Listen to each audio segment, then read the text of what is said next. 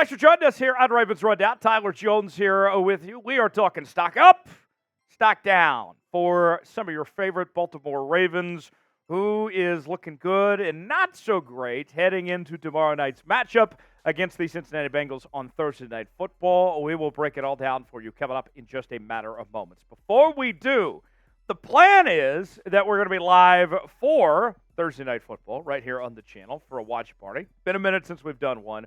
But the boss just told me, Tyler, we have to get to 13,000 subscribers if we want to do a watch party. We're about 10 subs away is all. So if you really want us to have this watch party tomorrow, subscribe to the channel. If not, that's fine with me. I'll watch it on my couch. Up to you. Figure it out. Let's start off with stock up. Got to mention with Keaton Mitchell, the undrafted rookie running back out of East Carolina. One of the best stories in the National Football League this season. He's been fantastic for the Ravens. We told you all offseason long this was a guy to watch, that he could get significant playing time potentially once he got healthy. And the thing for me that is stood out is when he's had opportunity, he's been fantastic. And that's the key. Now I want to see more opportunity for Keaton Mitchell. Because think about this. We talk about a small sample size. He's got 2 rushing touchdowns of 30-plus yards or more. That's tied for second most in the NFL. And the most impressive thing about that, he's only had 12 total rushing attempts. That's tied for 126th in the NFL. So you talk about the averages. You don't have to be a math genius to look at this guy and be like, whoa, this guy's different. He's built different, right?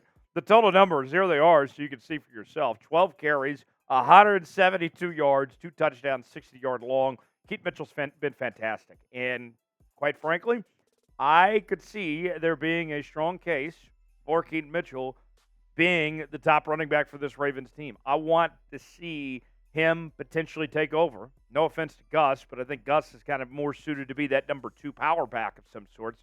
Have a thunder and lightning thing going on here. What do you think? Our pinned comment today.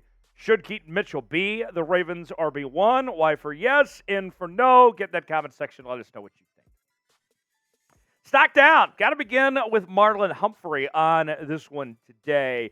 And Marlon Humphrey has had just a lot of bad luck this season for Baltimore as he got banged up again. And we're hopeful that he plays in tomorrow's game. Sounds like it's not a season-ending injury, contrary to what we had heard from Pro Football Talk a couple days ago.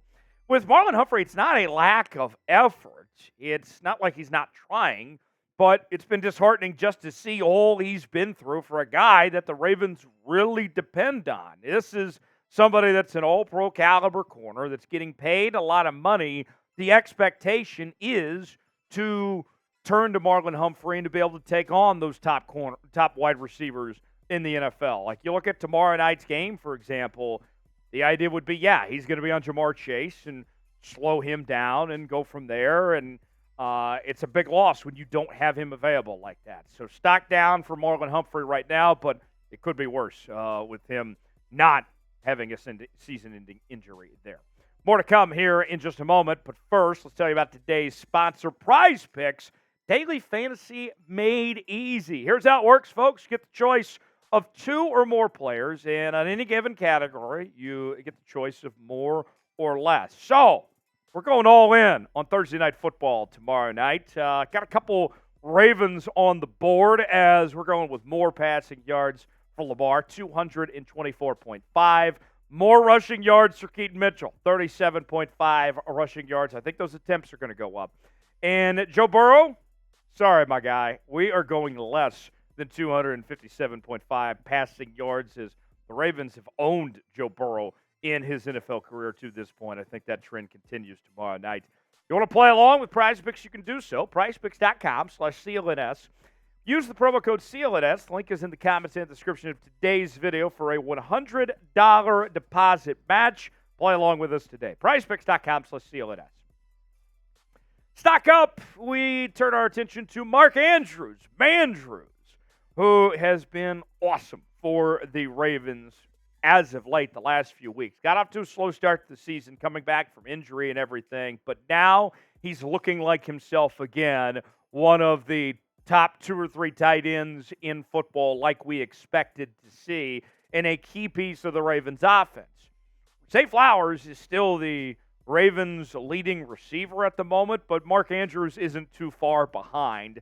And credit where credit's due of the creativity in this passing game that Todd Monken has, with a big emphasis on the tight end position, using 12 personnel. As this season has gone along, they have found more openings, ways to get Mark Andrews the football, and he's taken advantage of it and done a really good job. Look out for more Mark Andrews here in the coming weeks in this offense.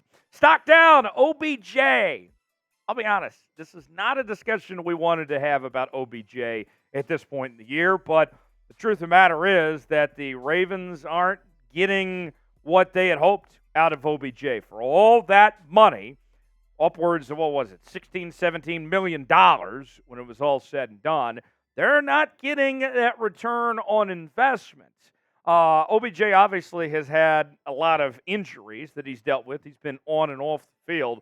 But even when he's been out there, he hasn't done that great. He's shown some flashes at times, but this is not getting what the Ravens initially signed up for when they paid him all that money. So far this year, 20 catches, 258 yards, 2 touchdowns. We know he's capable. He's shown at times his potential, but we need to see that more on a consistent level. I don't know if we're going to see it or not, but at the very least, you have Zay Flowers and Mark Andrews stepping up in that receiving core, and the receiving core as a whole is still a hell of a lot better than it was a season ago. So I want to ask you, was signing Odell Beckham a mistake? If you had to go back and do it over again, would you do it again if you're the Ravens? Type OBJ for yes. Type no BJ for no. Let us know what you think.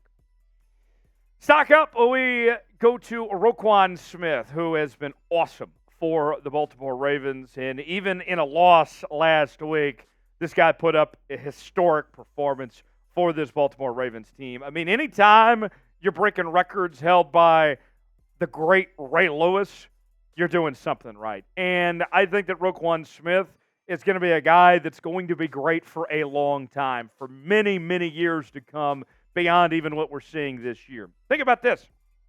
Putting it all into perspective for Roquan Smith, the 21 combined tackles that he had last week was the most ever by a Ravens player in a single game.